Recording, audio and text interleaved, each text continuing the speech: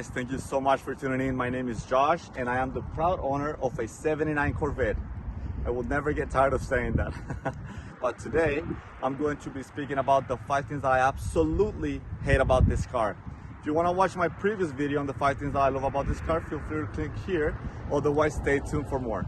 Now, to start this video, I will mention that I don't intend on talking about any of the major leaks, rust, engine noises that the car may have. This video is mostly intended at things that annoy me on my day-to-day or simple things that the car should have come with or therefore didn't come with. If you guys want to watch this video, please stay tuned. If not, feel free to browse around my other videos. Thanks for watching. To start off, I wanted to quickly talk about the engine, and that's because I simply adore this engine.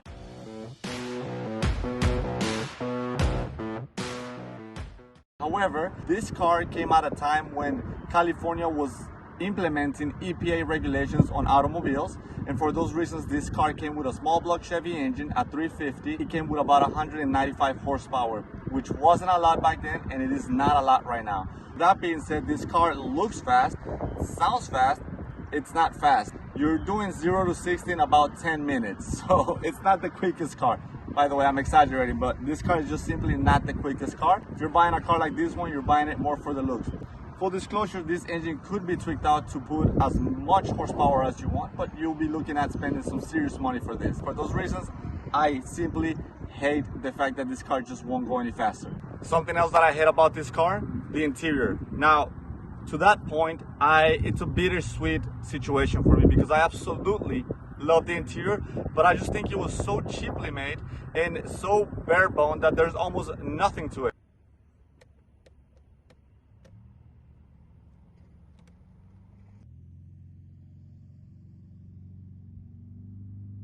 You don't have any excitement when you look at it, and there's not a lot that you can do with the interior. Again, it's a bittersweet thing for me as I absolutely love this car and I love the interior for the way it looks. To make a point, if you are looking at a car that's more than 12 grand or above 10 grand, you may want to look at a car that has a better interior than this one.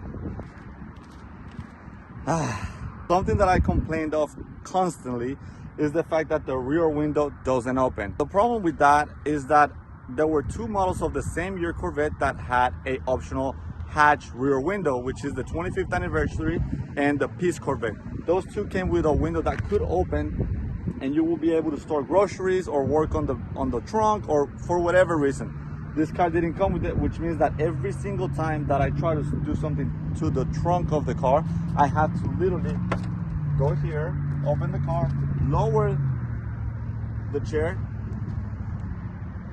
and then I'm inside the trunk. Otherwise, I will not be able to use the trunk at all. I know most of these videos just funny things and weird things that this car did have or didn't have, but I do want to make a point and a more serious note about the safety of this car. This car was not made with safety on its mind.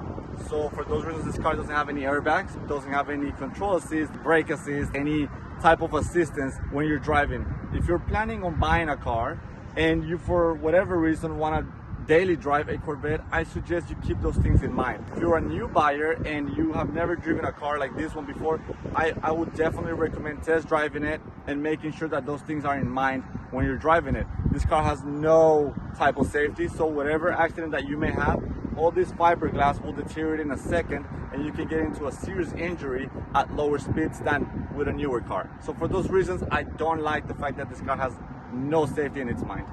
Alrighty guys, and we are at the end of the video, but I did have one last point that I wanted to make, and it's something that I completely hate about this car, and I'm sure a lot of Corvette owners would agree with me, is this car didn't come with any cup holders.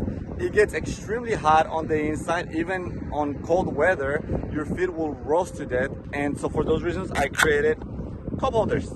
Now Corvette of America, Corvette Central, Top Flight Automotive, these are all websites related to Corvettes and older Corvettes. Most of them will have a cup holder solution that you can add as an aftermarket. However, I didn't want to tweak too much with the interior, and I still don't want to mess too much with the interior.